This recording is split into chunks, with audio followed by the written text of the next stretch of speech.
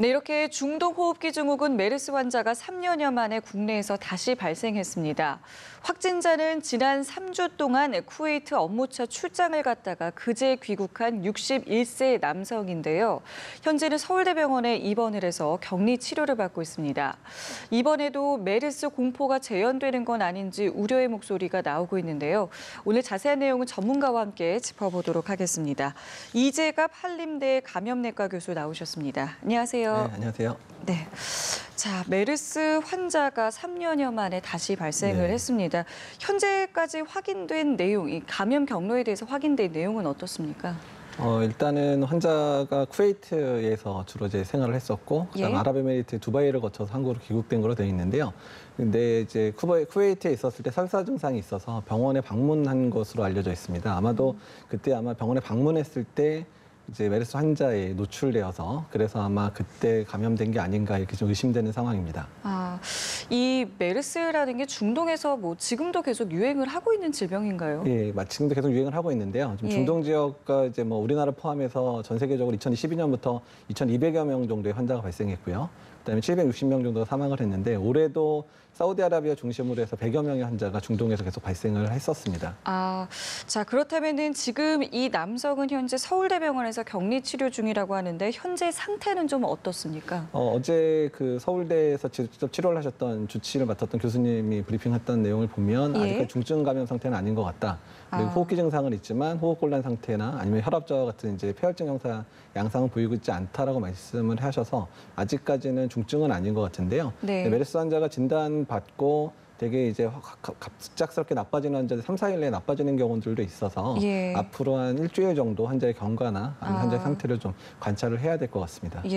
그리고 또 하나의 이제 문제는 2차 감염일 텐데 현재 접촉자를 20명 정도로 파악을 하고 있다고 하는데 지금 이분들은 어떻게 좀 조치가 내려진 상황인가요? 그러니까 그 접촉자에 대한 관리가 두 가지 방법이 있는데요. 그러니까 이제 밀접 접촉자에 대해서는 자가격리 형태로 해서 집에서 격리를 하고 보건당국에서 계속 이제 정기적으로 연락을 해서 발열이나 증상이 없는지를 모니터링하는 방법이 있고, 그래서 지금 이 20명은 아마 자가격리가 된 거로 알고 있고 아마 어제 운전을 했었던 그 택시 기사도 격리가 돼서 21명이 격리가 됐을 겁니다. 그리고 그다음에 이제 능동 감시 형태라 그래서 뭐 비행기를 같이 탑승했던, 그러니까 직접 노출이 되지 않았던 비행기 탑승객이라든지 그다음에 같은 경우에 능동감시 환자가 이제 그러니까 노출자가 증상이 있을 경우에 보건당국에 신고를 하는 그런 형태로도 이제 여러 명, 그러니까 꽤 많은 인원들이 아마 감시 대상에 들어가게 될 가능성이 있습니다. 저희가 3년 전을 돌아보면은 이 메르스가 거의 공포에 이제 가까웠던 기억이 있죠. 자, 그렇기 때문에 이 메르스가 어떤 병이고 또 치사율은 어느 정도 되는 질병인지 다시 한번 좀 설명을 부탁드릴게요. 메르스는 이제 말 맞다나 중동 호흡기 바이러스 증후군이라 그래서 이제 중동 지역에서 2012년도에 처음 발견이 됐기 때문에 이름이 그 명명이 됐었고요. 주로 주된 전파 경로는 이제 호흡기를 통해서 전파되는 것으로 알려져 있습니다. 그리고 지금 전 세계적으로 한 2,200명에 760명 사망해서 한 30에서 40% 정도가 사망하는 것으로 알려져 있고요. 그리고 2015년 국내 발생 당시에는 186명이 발생해서 38명이 사망했거든요. 약 20% 정도 사망해서 국가마다 의료의 기관의 형태라든지 아니면 발병 양상에 따라서 사망률은 좀 차이가 있는 것으로 알려져 있습니다. 주된 사망 원인은 이제 폐렴이 발생하면서 중증 호흡부전 증후군이 발생을 해서 그거로 인해 사망하는 경우들이 많고요. 주로 사망되는 분들은 이제 만성 질환을 가지고 있거나 면역 저하자, 뭐 항암 치료를 받거나 뭐 스테로이드 장기 쓰는 이런 면역 저하들이 대부분 사망을 했었고 또 노령 환자들이 많이 사망하는 것으로 알려져 있습니다. 자, 그런데 알아보니까 아직까지도 이 치료제가 개발이 되지 않았다고 하더라고요. 그러니까 이게 메르스에 딱 특화된 치료제가 아직까지 나오지는 않고요. 연구가 계속 진행은 되고 있습니다. 그렇지만 기존에 있었던 여러 가지 항바이러스제들이 메르스 바이러스에는 효과가 있을 거로 알려져서 뭐 여러 가지 치료제들이 이제 실험적으로 사용이 되고 있고요. 2015년도에도 여러 가지 뭐 리바빈이라든지 뭐 칼레트라, 인터페론 같은 약들이 실제로 환자에 사용됐고 어느 정도 효과를 본 것으로 알려지고 있습니다.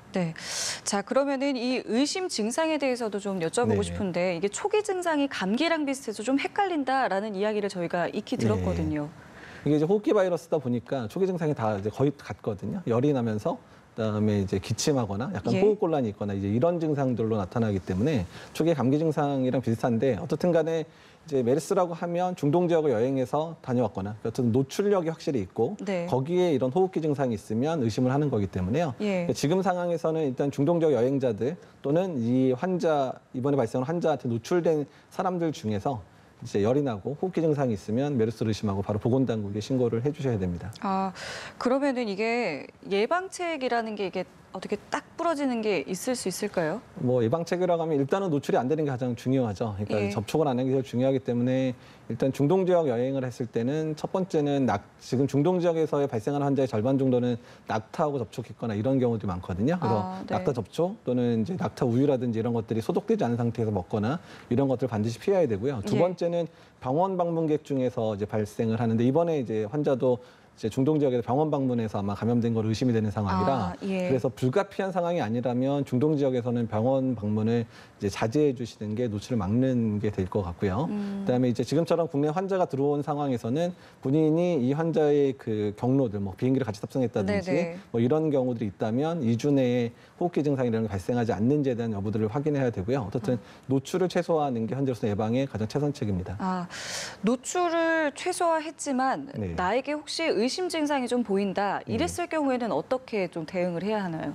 이제 현재는 이제 제일 좋은 방법으로 저희가 추천하는 방법은 이제 질병관리본부 콜센터 번호가 1339입니다. 1339요. 예, 1339에 연락을 하게 되면 예. 이제 그 환자의 노출력이라든지 증상에 따라서 어떤 조치를 해야 되는지 알려드리고요. 실제로 의심 환자라고 생각이 되면 집까지 이제 보건소에 있는 이제 그 방역 차량이 방문해서 환자를 모시고 국가지정 격리병상까지 안내를 하고 이제 이송을 해주고 있기 때문에 아, 예. 현재로서는 병원에 바로 방문하기보다는 전화를 해서 1339 전화해서 이제 지시를 받는 게 훨씬 더 안전할 것 같습니다. 예.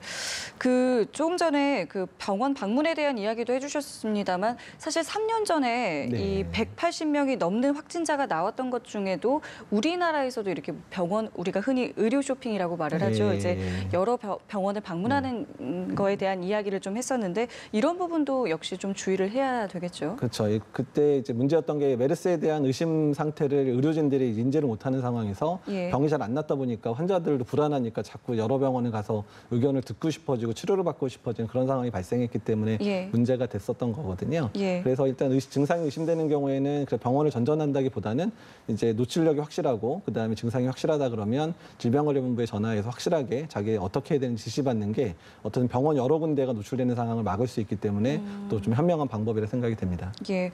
사실은 지난해도 그랬고 올해도 이 의심 환자는 좀 있었지 않았겠습니까? 꽤 많았습니다. 거의 뭐 한 200여 명 정도 계속 의심, 200여 그러니까 이제 명이요. 중동 지역 여행 갔다 와서 열이 나거나 그래서 있었는데 다 음성이었었고 대부분 뭐 독감에 걸렸었거나 아니면 다른 호흡기 바이러스 때문에 어떤 걸 밝혀져서 했는데 예. 3년 만에 한 꽤 많은 환자들을 했는데 그중에 딱 한 명이 진단이 된 거거든요. 네. 근데 그만큼이나 이제 2015년 이후에 방역 체계라든지 이런 분이 많이 갖춰지고 있고 그래서 이제 환자들이 조기에 격리되고 조기에 진단받는 이런 시스템이 잘 갖춰진 것으로 생각이 됩니다. 예. 자, 지금 이 61세 남성은 서울대병원에서 격리 치료 중이고 아까 말씀하셨지만 네. 아직은 심각한 상황은 아니지만 지켜봐야 한다라고 말씀을 해주셨는데요. 네. 그만큼 이제 앞으로 한 1, 2주가 확산의 좀 고비다 저희가 이렇게 이해를 해도 될까요? 네, 그렇습니다. 어떻든 메르스에 노출되는 사람들이 발병하기까지 저희가 잠복기를 2주로 보고 있거든요. 14일로. 예. 그렇기 때문에 14일 내에 추가 환자가 발생하지 않는다면 이제 이대로 그냥 환자 한 명 유입된 걸로 유행이 끝날 수도 있고요. 혹시라도 발생하더라도 노출자 관리, 그러니까 긴밀 접촉자들을 잘 관찰을 잘 한다면 예. 그중에서 환자가 발생한다 그러면 예. 더 이상의 환자가 많이 발생할 것 같지는 않습니다. 아, 알겠습니다. 저희 지금까지 이재갑 한림대 감염내과 교수와 함께 메르스 관련해서 이야기 나눠봤습니다. 오늘 말씀 고맙습니다. 네, 감사합니다.